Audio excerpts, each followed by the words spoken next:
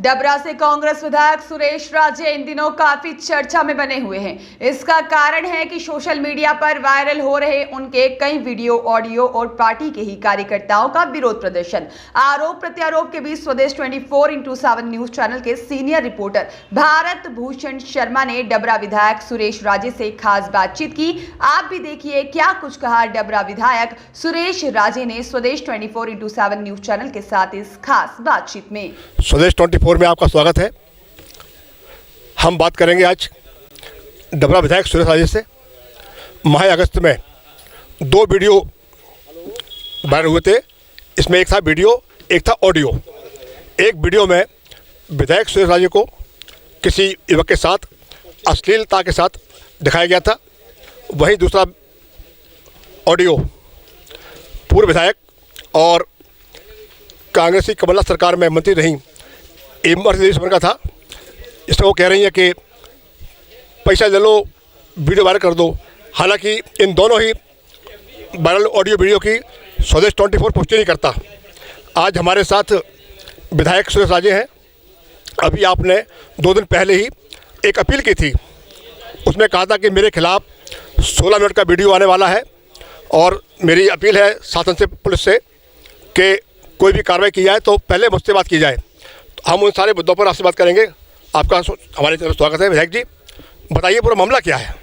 नहीं, देखिए धर्मेंद्र आदरणीय शर्मा जी, आपने अभी कहा कि मैंने ऐसी अपील की कि 16 मिनट का वीडियो आने वाला है। नहीं, मैंने ये कहा है उसमें कि पूर्व में जब मेरा वो फेक वीडियो वायरल किया था, तब भी पिछले 3-4 महीने से तमाम वो लोग जो हमसे डरते हैं, चुनाव में सामना करने के, हमारी पार्टी से डरते हैं, ऐसे लोग एक भ्रम का मायाजाल चला रहे थे।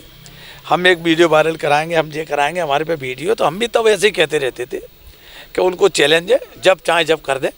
और हमारे को तमाम तरीके के वो भी दिए गए कि आप अगर चुनाव मैदान से हट जाएंगे तो हम ये नहीं करेंगे, वरना हमें कोई चिंता की बात नहीं थी। जो कर नहीं तो डर काएगा।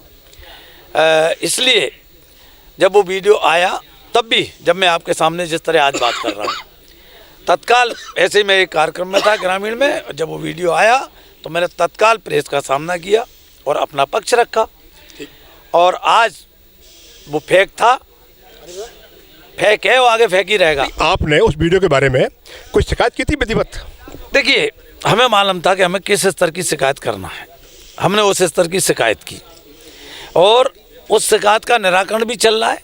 लेकिन उसके बारे में ज़्यादा जानकारी मीडिया पे देना मतलब हमारी जांच को प्रभावित करना है। ठीक, अब आपको किस बात का है अंदेशा, शक किस बात का है कि आपके खिलाफ ऐसा हो सकता है? आपने जो कहा है कि मेरी अपील है शासन से, तो आपने क्या इसकी लिखित कहीं शिकायत की आपने अभी तक? जी, देखिए 24 तारीख को, 26 तारीख को हमारी जन आक्रोश यात्रा आने वाली थी। 24 तारीख को कुछ षड्यंत्रकारियों ने एक पुनः नया षड्यंत्र रचने का काम किया।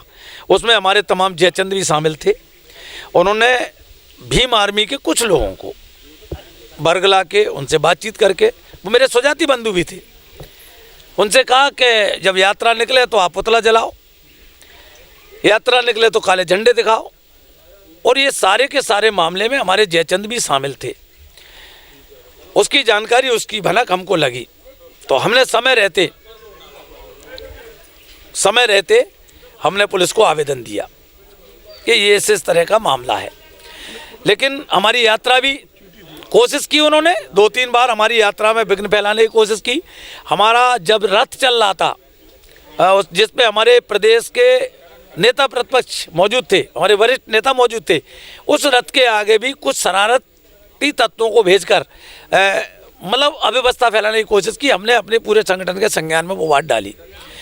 हमारा जैसे जैसे काफिला आगे बढ़ रहा था तो उसमें भी 2-3 जगह उन्होंने विघ्न डालने की कोशिश की। हमने वो भी पूरा मामला संज्ञान में अपने संगठन के डाला। लेकिन जब उन्हें पता चला कि हमने पुतला जलवा लिया, प्रायोजित 2-4 लोगों से खड़ा करके पिछोर में जलवा दिया, 2-4 लोग गए बिलुआ में जलवा दिया, लेकिन हमारे कार्यकर्ता की क्रिया पे प्रतिक्रिया आई कि विधायक जी हमको अनुमति दो, जिनने 5-10 लोगों को लेके पुतला जलवाया है, हम उनके पुतले हजारों साथियों को लेके जला सकते हैं। हमने मेरा आपसे एक एक काउंटर क्वेश्चन है, ये आपके खिलाफ ऐसा हो क्यों रहा है? कौन करा रहा है आपके, पार्टी या दूसरी पार्टी? नहीं, देखिए, ये शुद्ध रूप से सामने जिनको हमसे चुनाव लड़ना है, जिनको हमसे डर है, हमारी पार्टी से डर है, वही लोग करा रहे ना। लेकिन उससे ज़्यादा जो अपने आप को कहते हैं ना कि हम कांग्रेसी है, वो उस षड्यंत्र का बहुत बड़ा हिस्सा है। समय रहते उनका पर्दाफाश भी होगा।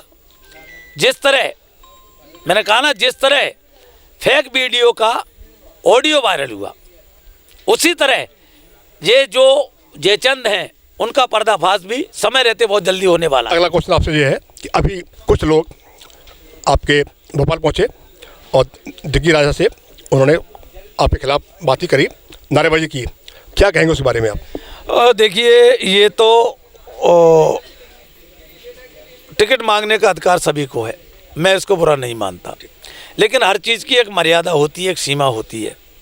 अब ये तो संगठन के सामने उजागर हो गया कि जिन लोगों ने कभी संगठन की परवाह नहीं की और वो हमेशा संगठन के साथ विश्वासघात करते रहे और एक कांग्रेस पार्टी में बड़े बड़े पदों पर बने रहे, आसीन रहे। जब उन्होंने अभी पिछले वर्ष नगर पालिका चुनाव हुआ, हमारे 10 पार्षद जीत के गए, उनमें से 6 पार्षद उन्होंने दिल्ली में ले जाके इमरती देवी के माध्यम से वहाँ बेचे। कांग्रेस के बैनर पर जीते, कांग्रेस के निशान पर जीते, और वोट कहाँ दिया? इमरती देवी को। और कहाँ जाके सौदा किया? दिल्ली में। तो ये तो हमारी जो मतभेद हैं वो उस समय से हमारे जग जाहिर है। और जब उन्होंने हमारी पार्टी का अध्यक्ष बन सकता था, उन्होंने सौदा करके और वो नहीं बनने दिया नगर पालिका में, इमरती देवी का अध्यक्ष बनवा दिया। ये वही लोग हैं जिन लोगों ने हमारे पार्टी का नुकसान किया नगर पालिका में, और वही लोग अब चाहते हैं कि ऐसा कैंडिडेट ले आए। ऐसे मालूम कैसे कैंडिडेट की मांग कर रहे हैं? वो ऐसे कैंडिडेट की मांग कर रहे हैं, एक कैंडिडेट ऐसा है जो 3 बार नगर पालिका का पार्षद का चुनाव हार गया। एक कैंडिडेट ऐसा है जिसकी मांग कर रहे हैं जो नगर पालिका चुनाव लड़ने से डर गया। हमने कहा कि क्यों नहीं लड़ाना चाहते आप इस व्यक्ति को चुनाव, जब आप कह रहे हो कि ये आपका मजबूत चेहरा है। हमको ज़रूरत है मजबूत पार्षद की, क्यों कि पार्षदों द्वारा अध्यक्ष बनना है और ये एससी सीट है और एससी में ही हमको आदमी चाहिए। तो हमको पता चला 4 दिन 6 दिन 8 दिन बाद कहने लगे कि वो वहाँ जीत नहीं सकता, इसलिए उसको हम उतार नहीं सकते। राजनीति में कुछ भी संभव असंभव नहीं होता। आपको क्षेत्र की जनता क्यों वोट दे, क्या कहेंगे इसके बारे में आप? देखिए,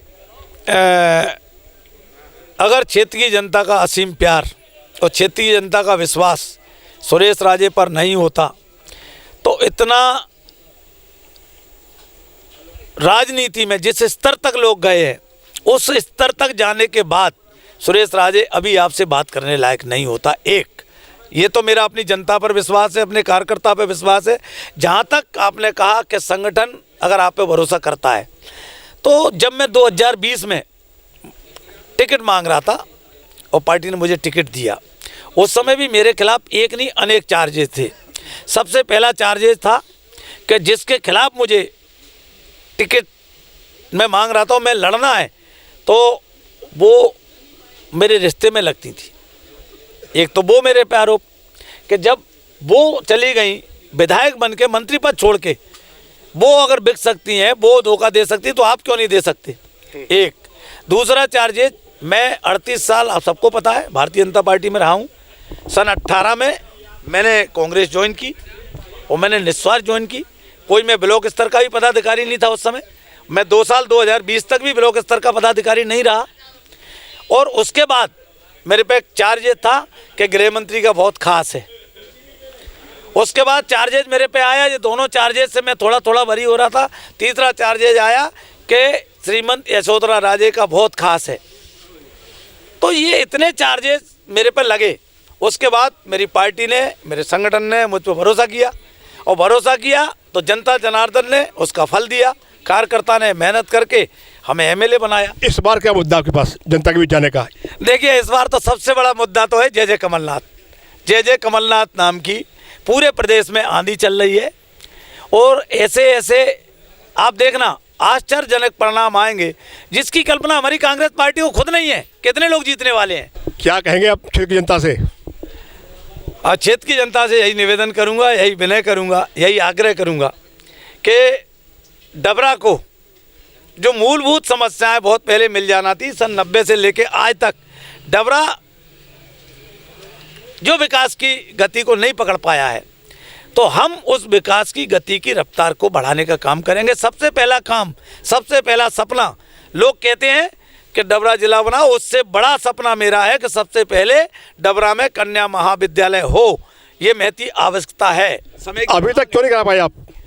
नहीं, जहाँ तक अभी तक का सवाल है, देखिए सरकार जिसकी होती है निश्चित रूप से बड़े बड़े काम, बड़ी बड़ी योजनाएं, सरकार के जो विधायक होते हैं, सरकार के जो जनप्रतिनिधि होते हैं, उनके क्षेत्र में जाते हैं, ये स्वीकार करने में मुझे कोई संकोच नहीं। लेकिन हमने 3 साल के अंदर, 1 साल हमारा कोरोना काल में गया, 2 साल का जो अल्प कार्यकाल हमको मिला, उसमें जब परिणाम आएगा तब आप देखोगे कि अगर हमने कुछ अपनी जनता जनार्दन के लिए कुछ किया है तो उसका परिणाम हमको निश्चित मिलेगा। और डबरा को अगर अपराध मुक्त करना है, डबरा में जो 90 के पहले दौर था, हर अपराधी का एक एक इलाका हुआ करता था। 90 में एक दौर आया कि सारे के सारे अपराधियों के इलाके ख़त्म हो गए। लेकिन उसके बाद जो नया दौर अभी वर्तमान में हम बैठे हैं, हर गली मोहल्ले में एक छोटा अपराधी खड़ा हो रहा है। छोटे अपराधी ही बड़ा अपराधी आगे चल के बनता है। जुआ सट्टे को इस तरह गिरफ्त में ले लिया है डबरा को कि बड़े बड़े सभ्य परिवार बर्बाद हो रहे हैं। IPL सट्टे के बहुत सफ़ेद नकाबपोश इस डबरा में सट्टे को फल फूल पनपा रहे हैं। उस पर पूरी तरह विराम लगाने का काम कांग्रेस पार्टी की सरकार आने पे हम करने वाले हैं।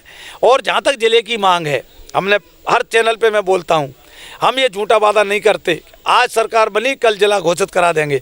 घोषित कराना अलग बात है, अमल में लाना दूसरी बात है। हमने वादा किया है, कमलनाथ जी से आग्रह किया है कि डबरा जिला बने। डबरा जिला बनने में क्या क्या बाधाएं हैं वो दूर हों और हमारा डबरा जिला बने। ये भी धन्यवाद विधायक जी।